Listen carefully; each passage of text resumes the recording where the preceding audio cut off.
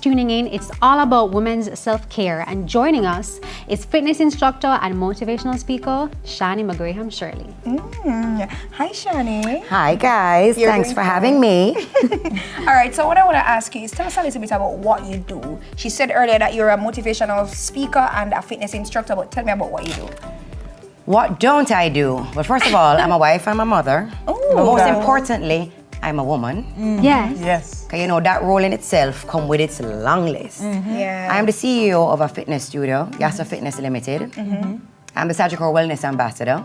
Okay. I'm a motivational speaker. Oh. So, me tired. Bottom line, me tired. You know, so I do a lot of things. I juggle a lot. You know, I teach fitness classes. I do privates. The list of types of classes I do is also endless. But I'm all about making people feel good about themselves. Yeah. At the end of the day, that's what I do. I want people to feel good about themselves. I love that so much. So, you know, as a young woman, there's so many pressures in life, so many things that will, you know, get you down some days. So I want to know, like, how and when did you start focusing on wellness and fitness? That came for me later in my life. I want to say later, keep in mind, I'm still young and I'm just like a year older than you guys. Yes, of course. But a lot of us, when we are younger, we don't make ourselves a priority. So I've been using my platform to really get through to people that you have to come first. And the concept of, is that selfish and putting self first? No, it's a necessity. It's survival. I didn't have that. So I was always putting everybody else first. I got married, I had my first 2 kids and completely lost myself. I never know my head from my tail. I was so busy trying to still be a good wife, still be a good mother. Had no idea how to parent 2 children because going from 1 to 2 was, I didn't feel sexy anymore. I didn't know how to take care of myself. So I was spiraling. I was really, really spiraling. And that is when it dawned on me that I can't continue in that fashion. You know, I was a school teacher at that time still, young wife, young mother of 2. I knew I had to change something before I lost myself completely. So that is when I started thinking differently, that something have to change. I didn't know what, I didn't know how at the time, but I know say, yo, this not gonna work. So that was my turning point. It was, I was around 26 for me when that, I had my kids young, by the way. So I got married at 23, bam, first baby 24, bam, next baby at 25. What am I doing with my life? By the time I lick 30, you know, it's 3 pit me I don't have, right? And going on with my life. Now, I also find that this day and age, you guys are so forward thinking and you're really paving a way in the work world, which is also wonderful. But you're up against a mindset of, can you really be a woman if you're in the work world and going up against these? So you're already being torn down for just being female and being a powerhouse. Is that really feminine? I get you. You know, so we're really up against the negative and the naysayers and you're always being torn down no matter how you feel within your skin.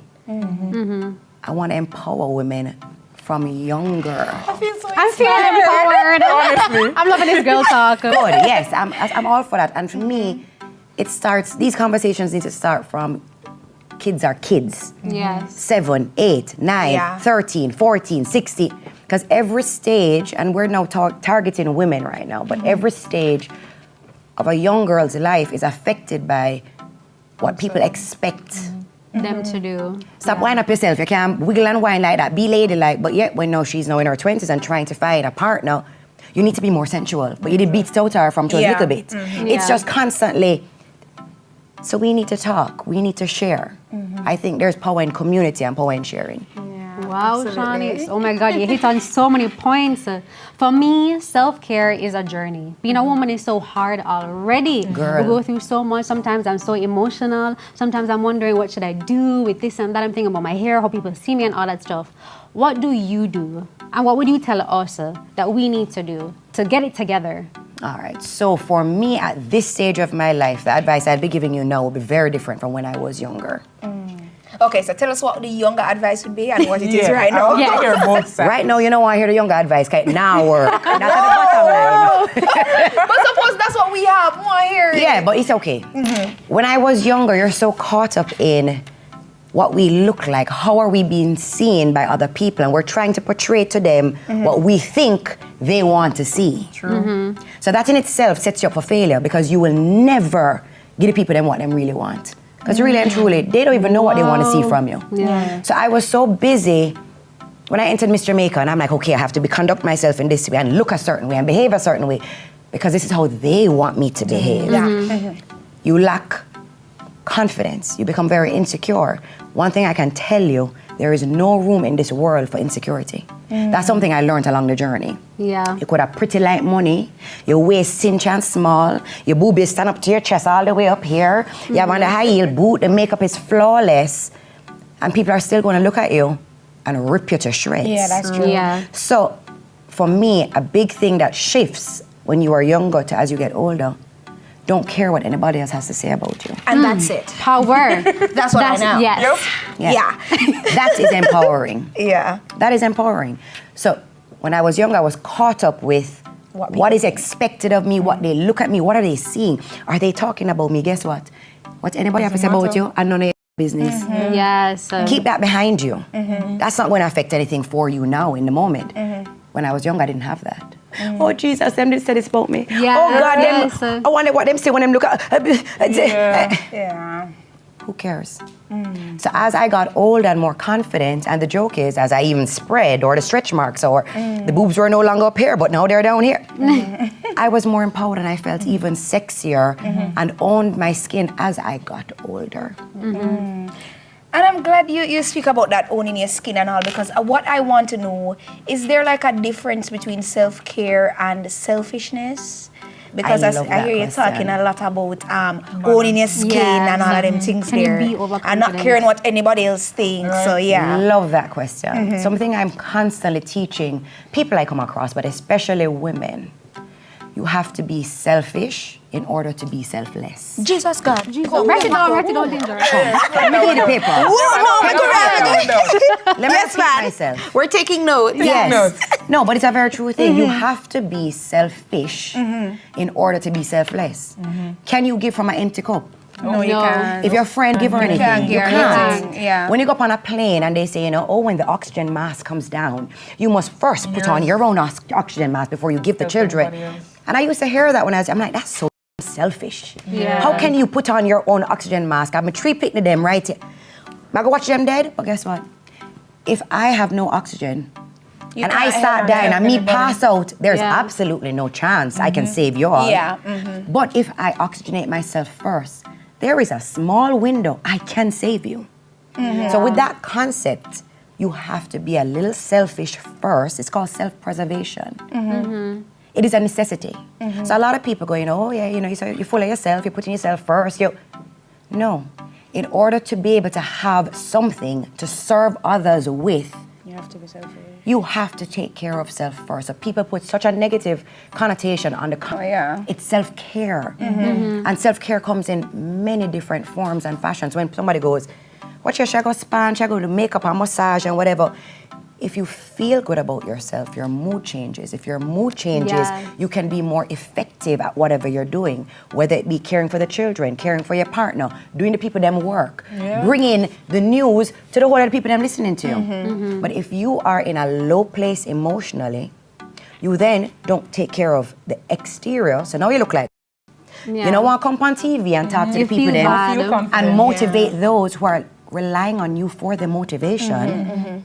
So it's all connected. So when I speak to people about self-care, wellness, health, it's not just one aspect. It's a whole component of things. It's a gamut of things that have to work together. Physical wellness, emotional wellness, spiritual, even down to sexual wellness. People don't realize that financial wellness, when you're not on money, you're stressed out. When you're stressed out, your blood pressure raised. When your blood pressure raised, your health issues start. They're all connected. Shani, I want to ask you one, or pick up on one thing that you mentioned earlier, right?